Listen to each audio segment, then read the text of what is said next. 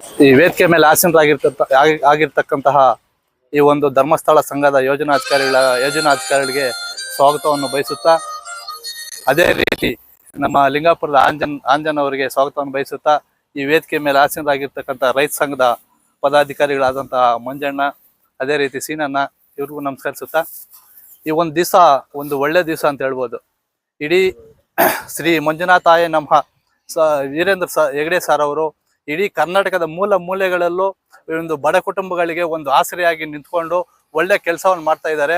ಅವರಿಗೆ ಒಂದು ಶ್ರೀ ಮಂಜುನಾಥ ಸ್ವಾಮಿ ಅವರು ಒಳ್ಳೆ ಆರೋಗ್ಯ ಐಶ್ವರ್ಯವನ್ನು ಕೊಟ್ಟು ಇನ್ನ ಮುಂದಿನ ದಿನಗಳಲ್ಲಿ ಒಳ್ಳೆಯ ಒಂದು ಉತ್ತಮ ಸೇವೆ ಮಾಡಲು ಆ ಒಂದು ದೇವರ ಆಶೀರ್ವಾದ ಕೊಡಬೇಕು ಅಂತ ದೇವರಲ್ಲಿ ಕೇಳ್ಕೊಳ್ಳುತ್ತಾ ನಾನು ಒಂದು ಮಾತುಗಳನ್ನು ಮುಂದುವರಿಸ್ತಾ ಇದ್ದೀನಿ.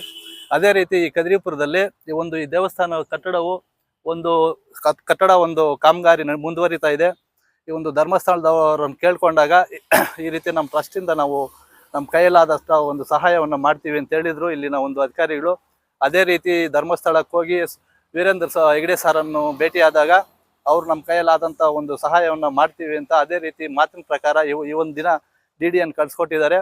ಅದೇ ರೀತಿ ಈ ಒಂದು DD ಕೊಟ್ಟಿರೋದು ಅವ್ರು ಒಳ್ಳೆ ಆರೋಗ್ಯ ಕೊಳ್ಳಿ ಅಂತ ನಮ್ಮ ಕದ್ರಿಪುರ ಗ್ರಾಮಸ್ಥರ ಮುಖಾಂತರ ನಾವು ದೇವರಲ್ಲಿ ಮನವಿ ಮಾಡಿಕೊಳ್ಳುತ್ತಾ, ಅದೇ ರೀತಿ ಇನ್ನು ಮುಂದಿನ ದಿನಗಳಲ್ಲಿ ನಮ್ಮ ಕದ್ರಿಪುರಕ್ಕೆ ಹೆಚ್ಚಿನ ಒಂದು ಧರ್ಮಸ್ಥಳ ಸಂಘದಿಂದ ಸಹಾಯ ಮಾಡಬೇಕು ಅಂತ ಎಷ್ಟೋ ಒಂದು ಬಡ ಕುಟುಂಬಗಳು ಆ ಒಂದು ಸಂಘದ ಟ್ರಸ್ಟಿಂದ ಕೊಡ್ತಕ್ಕಂಥ ಸಾಲಗಳಿಂದ ಎಷ್ಟೋ ಸೀಮೆ ಹಸುಗಳಿರ್ಬೋದು, ಒಂದು ರೈತರಿಗೆ ಆಗೋ ಅನುಕೂಲಗಳಿರ್ಬೋದು, ಎಷ್ಟೋ ಒಂದು ಬಳಸ್ಕೊಳ್ತಾ ಇದ್ದಾರೆ. ಎಲ್ಲಾದ್ರೂ ಒಂದು ಸಾಲ ಒಂದು 50,000 ಕೇಳಬೇಕು ಅಂದರೆ ಎಷ್ಟೋ ಚೆಕ್ಗಳು, ಬಾಂಡ್ಗಳು, ಸೈನ್ಗಳು ಈ ಥರ ಮಾಡಿಸ್ಕೊಳ್ತಾರೆ. ಯಾವುದೇ ಇಲ್ದಿರ ಯಾವುದೇ ಒಂದು ನಮ್ಮ ಒಂದು ಪ್ರಾಪರ್ಟಿಯನ್ನು ಅಡ ಇಟ್ಕೊಳ್ದಿರ ಸಾಲವನ್ನು ಕೊಟ್ಟು ಅದೇ ರೀತಿ ನಮ್ಮ ಸ್ತ್ರೀಶಕ್ತಿ ಸಂಘಗಳು ಮರುಪಾವತಿಯನ್ನು ಮಾಡ್ತಾ ಇದ್ದಾರೆ. ಇನ್ನು ಮುಂದಿನ ದಿನಗಳಲ್ಲಿ ಹೆಚ್ಚಿನ ರೀತಿಯಲ್ಲಿ ನಮ್ಮ ಒಂದು ಕದ್ರಿಪುರ ಗ್ರಾಮಕ್ಕೆ ಸಾಲ ಸೌಲಭ್ಯವನ್ನು ಕೊಡಬೇಕು ಅಂತ ಮನವಿ ಮಾಡಿಕೊಳ್ಳುತ್ತಾ ಈ ಒಂದು 4 ಮಾತುಗಳನ್ನು ಮಾತಾಡಲು ಅವಕಾಶ ಮಾಡಿಕೊಟ್ಟಂತ ಎಲ್ರಿಗೂ ಧನ್ಯವಾದ. ಮೊದಲಿಗೆ ಈ ಕಾರ್ಯಕ್ರಮ ಆಗೋದಕ್ಕೆ ಕಾರಣಕರ್ತರಾದಂಥ ಶ್ರೀಗಳಾದ ವೀರೇಂದ್ರ ಹೆಗಡೆ ಸಾಹೇಬರಿಗೆ ಇಲ್ಲಿಂದನೇ ಅವರ ಪಾದಾಭಿವಂದನೆಗಳಿಗೆ ನಮಸ್ಕಾರ ಮಾಡ್ತಾ, ಏನು ಈ ಕದ್ರಿಪುರ ಗ್ರಾಮದವರು ಶ್ರೀಕೃಷ್ಣ ಪರಮಾತ್ಮನ ಒಂದು ದೇವಾಲಯ ನಿರ್ಮಾಣ ಮಾಡಬೇಕು ಅನ್ನೋದನ್ನ ನಿಜವಾಗ್ಲೂ ಎಲ್ಲರೂ ಸಂತೋಷ ಪಡುವಂಥ ವಿಷಯ. ಕಾರಣ ಏನಂದ್ರೆ ಇಂದಿಗೂ ಭಾರತ ನಡೀತಾ ಇರೋದು ಆ ಮಹಾನುಭಾವ ನಡೆಸಿರುವಂಥ ಮಹಾಭಾರತದಿಂದಾನೆ. ಪ್ರತಿಯೊಬ್ಬರು ಭಾರತದ ಬಗ್ಗೆ ಗೊತ್ತಿರೋರು ಅಷ್ಟೇ, ಗೊತ್ತಿಲ್ಲದೆ ಇರೋರು ಅಷ್ಟೇ, ಆ ಭಾರತ ಅನುಸಂಧಾನವಾಗಿ ಹೋಗ್ತಾ ಇರುವಂತ ನಮ್ಮ ಭಾರತ ದೇಶದಲ್ಲಿ ಹುಟ್ಟಿರೋದಕ್ಕೆ ಈ ಒಂದು ನಮ್ಮ ಕೋಲಾರ ಜಿಲ್ಲೆ ಮುಳಬಾಗಿಲು ತಾಲೂಕಲ್ಲಿ ಒಂದು ಗ್ರಾಮವಾದ ಒಂದು ಕದ್ರಿಪುರದಲ್ಲಿ ಶ್ರೀಕೃಷ್ಣ ಪರಮಾತ್ಮ ಒಂದು ದೇವಾಲಯ ನಿರ್ಮಾಣ ಮಾಡಕ್ಕೆ ಮುಂದಕ್ಕೆ ಬಂದಂತ ನಮ್ಮ ನಂದಗೋಕುಲ ಟ್ರಸ್ಟ್ ಎಲ್ಲಾ ಪದಾಧಿಕಾರಿಗಳಿಗೆ ಈ ಸಂದರ್ಭದಲ್ಲಿ ಎಲ್ರಿಗೂ ಧನ್ಯವಾದಗಳು ಹೇಳಕ್ಕೆ ತುಂಬಾ ಇಷ್ಟಪಡ್ತೀನಿ.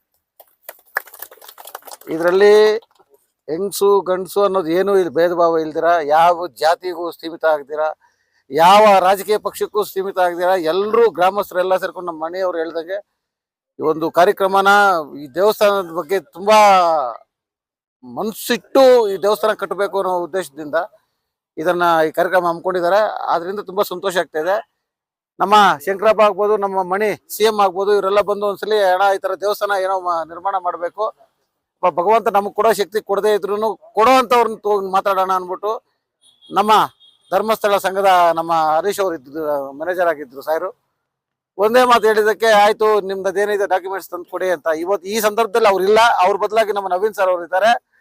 ಇವತ್ತು ಅವ್ರು ಎಲ್ಲೇ ಇದ್ರು ಅವ್ರನ್ನ ನೆನ್ಸ್ಕೋಬೇಕು ನಾವು, ಯಾಕಂದ್ರೆ ಮುಂದೆ ದಾರಿ ತೋರಿಸಿದಂತ ಮಹಾನ್ ಭಾವರವರು. ಅವ್ರು ಎಲ್ಲೇ ಇರ್ಲಿ ಆ ಶ್ರೀಕೃಷ್ಣ ಪರಮಾತ್ಮನು ನಮ್ಮ ಕದ್ರಿಪುರ ನರಸಿಂಹಸ್ವಾಮಿ ಅವರ ಆಶೀರ್ವಾದ ನಮ್ಮ ಹರೀಶ್ ಸರ್ ಮೇಲೆ ಇರಬೇಕು ಅಂತ ಈ ಸಂದರ್ಭದಲ್ಲಿ ಹೇಳಕ್ ಇಷ್ಟಪಡ್ತೀನಿ. ಹಾಗೆ ಎಲ್ಲಾ ನಮ್ಮ ಗ್ರಾಮಸ್ಥರಲ್ಲಿ ಒಂದೇ ಒಂದು ವಿನಂತಿ, ಇವಾಗ ಎಲ್ಲಾ ಕಡೆನೂ ಏನ್ ಬಂದ್ಬಿಟ್ಟಿದೆ ಅಂದ್ರೆ ಬೇರೆ ಊರುಗಳಲ್ಲಿ ದೇವಸ್ಥಾನ ಕಟ್ಬೇಕಾದ್ರೆ ಇಡ್ರಾ వాళ్ళ ಜಾತೊಳ್ಳೆಮ್ಮ ಕಟ್ಕೊಂತ ಉಂಡವರು, ಇಡ್ರಾ ಮರ್ಕೆ ಸಂಬಂಧಮು ಹಿಂಗ್ ಮಾತಾಡ್ಕೊಂತಾರೆ. ಭಗವಂತನು ಒಂದು ಜಾತಿಗೆ ಸೀಮಿತ ಅಲ್ಲ, ಎಲ್ಲಾ ಮಾನವ ಜನ್ಮಕ್ಕೂ ಎಲ್ಲಾ ಭಗವಂತನು ನಂಬಿರುವಂತ ಏಕೈಕ ಧರ್ಮ ಯಾವ್ದಾದ್ರು ಇದೆ ಅದು ನಮ್ಮ ಸನಾತನ ಧರ್ಮ. ಆದ್ರಿಂದ ಗ್ರಾಮಸ್ಥರೆಲ್ಲ ಕೈ ಜೋಡಿಸಿ ನಾವೆಲ್ಲ ಒಂದಾಗಿ ಒಂದು ಕಲ್ಲೆತ್ತಿಟ್ರು ಆ ಸೇವೆ ಸೇರಿದಂಗೆ ಅಯ್ಯಪ್ಪನಿಗೆ. ದಯವಿಟ್ಟು ನಿಮ್ಮ ಗ್ರಾಮಸ್ಥರಲ್ಲಿ ಕೇಳ್ಕೊಳೋ ವಿಷಯ ಇಷ್ಟೇ, ನಾವೆಲ್ಲರೂ ಒಂದೊಂದು ಕೈ ಹಾಕೋಣ. ಆದಷ್ಟು ಬೇಗ ದೇವಸ್ಥಾನನ ನಾವು ಮುಗಿಸಿ ಕಂಪ್ಲೀಟ್ ಮಾಡಿ ಮತ್ತೆ ಓಪನ್ ಮಾಡೋ ದಿನ ನಮ್ಮ ಸಾಹೇಬ್ರನ್ನ ಕರೆದು ಇದೇ ರೀತಿ ಇನ್ನೂ ಅದ್ದೂರಿಯಾಗಿರುತ್ತೆ. ಅವಾಗ ಈಗ ಅವ್ರು ಕೊಡ್ತಾ ಇರೋಂತ ಒಂದು ಅದೇ ದೊಡ್ಡ ಇದು ನಮ್ಗೆ, ಅದೇ ಒಂದು 10 ಕೋಟಿ ಇದ್ದಂಗೆ. ಅವ್ರು ಏನ್ ಕೊಡ್ತಾರೆ ಇವಾಗ ಅದು ಏನೇ ಆಗಿರ್ಲಿ, ಅದೇ ಅದು ನಮ್ ತೃಪ್ತಿ. ಅದು ಅವ್ರು ತೃಪ್ತಿಯಾಗಿ ಕೊಡ್ತಾ ಇರೋದು ನಾವು ತೃಪ್ತಿಯಾಗಿ ತಗೋಣ. ದೇವಸ್ಥಾನಕ್ಕೆ ಇಲ್ಲಿಂದ ಇನ್ನು ಹೊಸ ಹೆಜ್ಜೆ ಸ್ಟಾರ್ಟ್ ಆಗತ್ತೆ. ಗ್ರಾಮಸ್ಥರಲ್ಲಿ ಇಷ್ಟು ಮಾತ್ರ ಹೇಳಕ್ ಇಷ್ಟಪಡ್ತೀನಿ. ದಯವಿಟ್ಟು ನೀವೆಲ್ಲರೂ ಕೈ ಜೋಡಿಸಿ ಆದಷ್ಟು ಬೇಗ ವೇಣುಗೋಪಾಲ ಸ್ವಾಮಿ ದೇವಾಲಯ ಮುಗಿಲಿ, ಎಲ್ಲರೂ ಪೂಜೆ ಪುನಸ್ಕಾರಕ್ಕೆ ಬರೋಣ. ಈ ಸಂದರ್ಭದಲ್ಲಿ ಎಲ್ಲರೂ ತಿಳ್ಕೊಬೇಕಾಗಿರೋದು ಅಷ್ಟೇ, ಒಂದೇ ಒಂದು ಚಿಕ್ಕ ಪದ ಹೇಳ್ಬಿಡ್ತೀನಿ. ಜನ ತಿಳ್ಕೊಬೇಕಾಗಿರೋದು ಎಲ್ರು, ಇಲ್ಲಿ ಯಾರಾದ್ರೂ ಇರ್ಲಿ, పంట పండినా కరువే, పంట పండకపోయినా కరువే, పంటని పంట గురించి చింతనే ఇలా నరుడు ಅಂತ మహానుభావులు ಒಬ್ರು ಹೇಳಿದ್ದಾರೆ. ఏమున్నానో మనకి బాధలు తప్పలే, ఏమి లేకపోయినానో బాధలు తప్పలే. ఆ బాధలు ఉండేటప్పుడు ఆ భగవంతుని మీద చేసి ఆ భగవంతుని సేవ చేసుకొని పోతా ఉంటే భగవంతుడు అందరికీ మంచి చేస్తాడని ఈ సందర్భంగా చెప్పి నా 4 మాటలు ముగిస్తాను. ನೂತನವಾಗಿ ಭವ್ಯವಾಗಿ ನಿರ್ಮಾಣಗೊಳ್ಳುತ್ತಿರುವಂತಹ ಗೋಪಾಲಸ್ವಾಮಿಗೆ ನಾನು ಪ್ರಾರಂಭದಲ್ಲಿ ಭಕ್ತಿಯಿಂದ ನಮಿಸಿಕೊಂಡು, ಈ ಭಾಗದಲ್ಲಿ ನೆಲೆಸಿರುವಂಥ ಎಲ್ಲ ಶಕ್ತಿ ದೇವರುಗಳಿಗೆ ನಾನು ಮತ್ತೊಮ್ಮೆ ಭಕ್ತಿಯಿಂದ ನಮಿಸಿಕೊಂಡು, ಇವತ್ತು ಈ ಭಾಗಕ್ಕೆ ನೀವೆಲ್ಲ ಸೇರಿದ್ದೀವಿ, ಇಂಥ ಒಂದು ಕಾರ್ಯಕ್ರಮದಲ್ಲಿದ್ದೀವಿ, ಪುಣ್ಯ ಕಾರ್ಯಕ್ರಮದಲ್ಲಿದ್ದೀವಿ ಅಂತಂದರೆ ಇದಕ್ಕೆ ಕಾರಣಕರ್ತರಾಗಿದ್ದು ಶ್ರೀ ಕ್ಷೇತ್ರದ ಮಂಜುನಾಥ ಸ್ವಾಮಿಯನ್ನು ಭಕ್ತಿಯಿಂದ ನಮಿಸಿ. ಬಹುಶಃ ದೇವರು ಮಾತನಾಡೋದಿಲ್ಲ, ಎಲ್ಲೂ ನಮಗೆ ಕಣ್ಣಿಗೆ ಕಾಣೋದಿಲ್ಲ.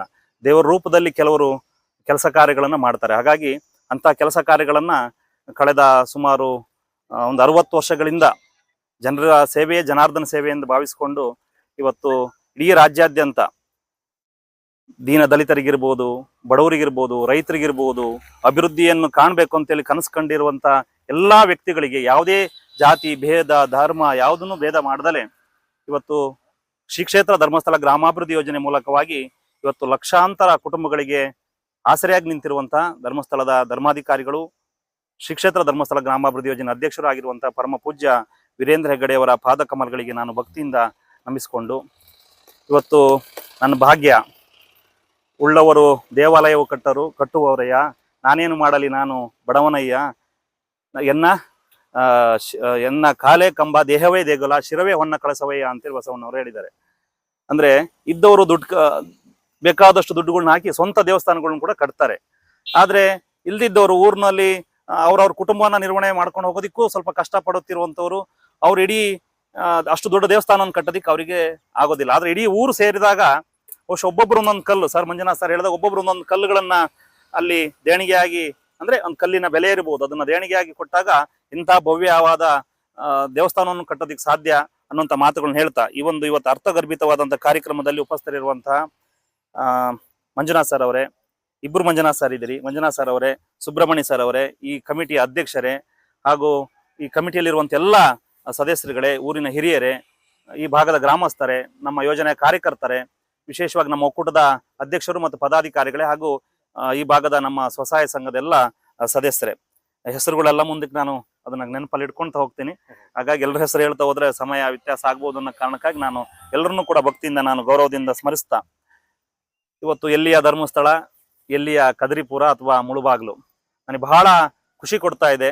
ಹರೀಶ್ ಸರ್ ನನಗೆ ಈ ಒಂದು ವ್ಯವಸ್ಥೆಯನ್ನ ನನಗೆ ಕಲ್ಪಿಸಿಕೊಟ್ರು. ಬಂದ ತಕ್ಷಣ ಪ್ರಥಮ ಪುಣ್ಯದ ನನಗೆ ವೇಣುಗೋಪಾಲ ಸ್ವಾಮಿ ಆಶೀರ್ವಾದ, ಗೋಪಾಲ ಸ್ವಾಮಿ ಆಶೀರ್ವಾದ ನನಗೆ ಸಿಕ್ಕಿದೆ. ಇದು ನನಗೆ ಯಾವತ್ತೂ ನೆನಪಿನಲ್ಲಿರುವಂತ ಒಂದು ಭಾಗ್ಯ. ಇದು ನಾವು ನಮ್ಮ ದೇಶದಲ್ಲಿ ಕೇರಳವನ್ನ ದೇವರುಗಳ ನಾಡು ಅಂತ ಕರಿತೀವಿ ನಾವು. ಹೆಚ್ಚಿನವರು ಮಲೆನಾಡು ಕರಾವಳಿ ಭಾಗವನ್ನ ದೇವರುಗಳ ನಾಡು, ಆ ಕಡೆ ಜಾಸ್ತಿ ದೇವಸ್ಥಾನಗಳಿದೆ ಅಂತೇಳಿ ಹೇಳ್ತಾರೆ. ನಾನು ಹೌದು ಅಂತಾನೆ ಇದುವರೆಗೂ ಇದ್ದೆ, ಮುಳುಬಾಗ್ಲು ಬರೋ ತನಕ ಹಂಗೆ ಇದ್ದೆ. ಇವತ್ತು ಮುಳುಬಾಗ್ಲು ಬಂದ ನಂತರ ಮುಳುಬಾಗ್ಲು ಅಂತೇಳಿ ನಾನು ಸರ್ಚ್ ಮಾಡಿದಾಗ, ಮುಳುಬಾಗ್ಲಲ್ಲಿ ಏನೇನು ವಿಶೇಷತೆಗಳಿದೆ ಅಂತ ಸರ್ಚ್ ಮಾಡಿದಾಗ ನನಗಲ್ಲೊಂದು ಚಿತ್ರಣ ಬಂತು. ಸುಮಾರು 100ಕ್ಕಿಂತ ಮೇಲ್ಪಟ್ಟು ಪುರಾತನವಾದ ದೇವಸ್ಥಾನಗಳು ಈ ಭಾಗದಲ್ಲಿದೆ ಅಂತೇಳಿ. ಸಣ್ಣ ಪುಟ್ಟ ದೇವಸ್ಥಾನಗಳು ಇರ್ಬೋದು ಅಂತ ಅನ್ಕೊಂಡು ಬಂದೆ. ಗೂಗಲ್ ಅಲ್ಲಿ ಎಲ್ಲರೂ ಸಣ್ಣ ಮನೆ ಕಟ್ಟಿದ್ರು ಅಪ್ಲೋಡ್ ಮಾಡ್ತಾರೆ. ಹಾಗಾಗಿ ಇರ್ಲಿ, ಗೂಗಲ್ ಹೇಳಿದ್ ನೋಡೋಣ ಒಂದ್ಸಲ ಅಂತೇಳಿ ಬಂದೆ. ನಾನು ಮೊನ್ನೆ ಸೋಮವಾರ ದಿವಸ ಇಲ್ಲಿ ನಾನು ಚಾರ್ಜ್ ತಗೊಂಡಾಗ ಇಲ್ಲಿ ಇತಿಹಾಸ ಪ್ರಸಿದ್ಧ ಕುರುಡುಮಲೆ ಗಣಪತಿಯ ದೇವಸ್ಥಾನ ದರ್ಶನ ಪಡ್ಕೊಂಡೆ, ನಮ್ಮ ಮುಳುಬಾಗ್ಲಿನ ಆಂಜನೇಯ ಸ್ವಾಮಿ ದರ್ಶನ ಪಡ್ಕೊಂಡೆ, ಸೋಮೇಶ್ವರ ದೇವಸ್ಥಾನ ಮುಖ್ಯ ದೇವಸ್ಥಾನಗಳನ್ನ ದರ್ಶನ ಪಡ್ಕೊಂಡಾಗ ಮತ್ತೆ ಎಲ್ಲ ಫೀಲ್ಡ್ ಅಲ್ಲಿ 3-4 ದಿವಸದಿಂದ ಓಡಾಡ್ತಾ ಇದ್ದೀನಿ. ನೋಡುವಾಗ ಎಷ್ಟು ಖುಷಿ ಕೊಡ್ತು, ಎಷ್ಟು ನನಗೊಂಥರ ಈಗಲೂ ನನ್ನ ಕಾಲಲ್ಲಿ ಒಂಥರ ವೈಬ್ರೇಷನ್ ಇದೆ ನನಗೀಗ. ಇಂಥ ನಾಡಿನಿಗೆ ನಾನು ಬಂದಿದ್ದೀನಲ್ಲ ಕೆಲಸ ಮಾಡೋದಕ್ಕೆ ಅನ್ನೋಂಥ ಬಹಳ ಖುಷಿ ಹೆಮ್ಮೆ ಇದೆ. ಹಾಗಾಗಿ ಅಂತ ಗ್ರಾಮದಲ್ಲಿ, ಅಂತ ತಾಲೂಕಿನಲ್ಲಿ, ಅಂತ ನಾಡಿನಲ್ಲಿ ನೀವೆಲ್ಲರೂ ನೆಲೆಸಿದ್ರೆ ನಿಜವಾಗ್ಲೂ ನಿಮ್ಗೆ ಎಷ್ಟು ಶಕ್ತಿ ಕೊಟ್ಟಿದ್ದನ್ನು ದೇವರು ಖಂಡಿತವಾಗ್ಲೂ ಇಲ್ಲಿ ಖಂಡಿತ ನೆಲೆಸಿದ್ದಾನೆ ಅನ್ನೋಂಥದ್ದು ನಾನು ಇದನ್ನ ಕಾಣ್ಬೋದು. ಕೆಲವೊಂದು ಹಳ್ಳಿಗಳೆಲ್ಲ ನಾನು ಹಿಂದೆ ಕೆಲಸ ಮಾಡದಂತ ಹಳ್ಳಿಗಳಲ್ಲೆಲ್ಲ ಕೆಲಸ ಮಾಡಿದೀನಿ. ಅಲ್ಲೆಲ್ಲ ಒಂದು ದೇವಸ್ಥಾನ, ಊರಲ್ಲಿ ಒಂದು ದೇವಸ್ಥಾನ ಕಟ್ಟಬೇಕಿದ್ರೆ ಬಹಳ ಕಷ್ಟಪಡ್ತಾರೆ. ಬಹಳ ಕಷ್ಟ ಅಂತಂದ್ರೆ ಅದು ಹೇಳಿ ತೀರ್ದು ಕೆಲವು ಸಲ ಅರ್ಧಂಬರ್ಧ ಮಾಡಿ ಬಿಟ್ಬಿಡ್ತಾರೆ, ಮತ್ತೆ ಅದನ್ನ ಕಂಟಿನ್ಯೂ ಮಾಡೋದಿಲ್ಲ. ಆದ್ರೆ ಇಲ್ಲಿ ಇಂತಹ ಪುರಾತನ ದೇವಸ್ಥಾನಗಳು ಇದ್ರೂ ಕೂಡ ಇನ್ನಷ್ಟು ಆ ಧಾರ್ಮಿಕತೆ ಬರಬೇಕು, ಪ್ರತಿ ಗ್ರಾಮದಲ್ಲೂ ಆ ಧಾರ್ಮಿಕತೆಯ ಕೇಂದ್ರಗಳು, ಶ್ರದ್ಧಾ ಕೇಂದ್ರಗಳು ಇರಬೇಕು ಅಂತ ಹೇಳಿ ಸುಮಾರು 1 ಕೋಟಿ ರೂಪಾಯಿ ಅಂತ ಹೇಳಿದ್ರು. ಮಂಜುನಾಥ್ ಸರ್ ಮಾತಾಡುವಾಗ 1 ಕೋಟಿ ರೂಪಾಯಿ ಅಂದಾಜು ಅಂತ ಹೇಳಿದ್ರು. 1 ಕೋಟಿ ರೂಪಾಯಿ ಅಂತಂದ್ರೆ ಸಾಮಾನ್ಯ ಅಲ್ಲ.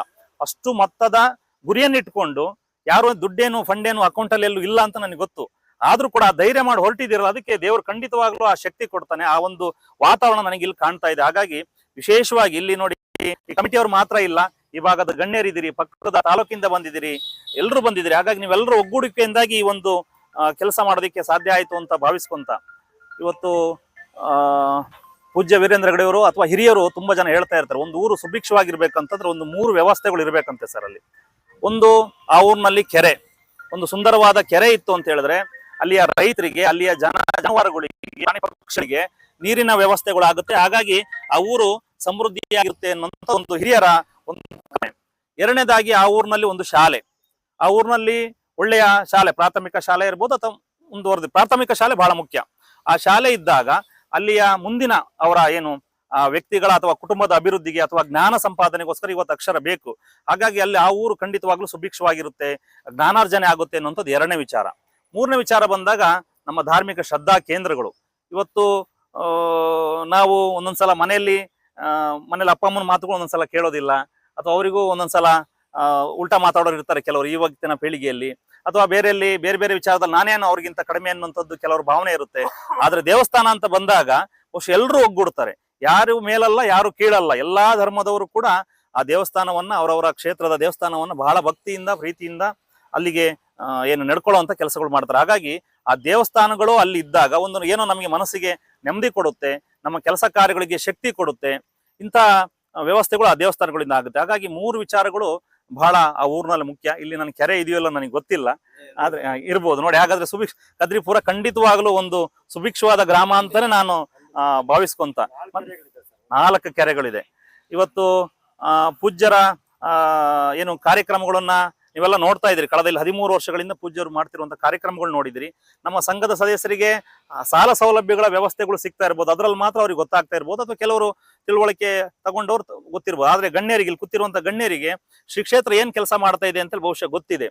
ಇವತ್ತು ಬಹುಶಃ ಹಿಂದೇನೂ ಯಾರು ಮಾಡಿಲ್ಲ, ಈಗಲೂ ಯಾರು ಆ ರೀತಿಯಲ್ಲಿ ಮಾಡ್ತಾ ಇಲ್ಲ, ಮುಂದೇನೂ ಯಾರು ಮಾಡ್ಲಿಕ್ಕಿಲ್ಲ ಅಂತ ನನ್ನ ಭಾವನೆ. ಯಾಕಂದ್ರೆ ಇವತ್ತು ಇಡೀ ರಾಜ್ಯದ ವಸುದೈವ ಕುಟುಂಬಕ್ಕಂತ ಕರೀತಾರೆ.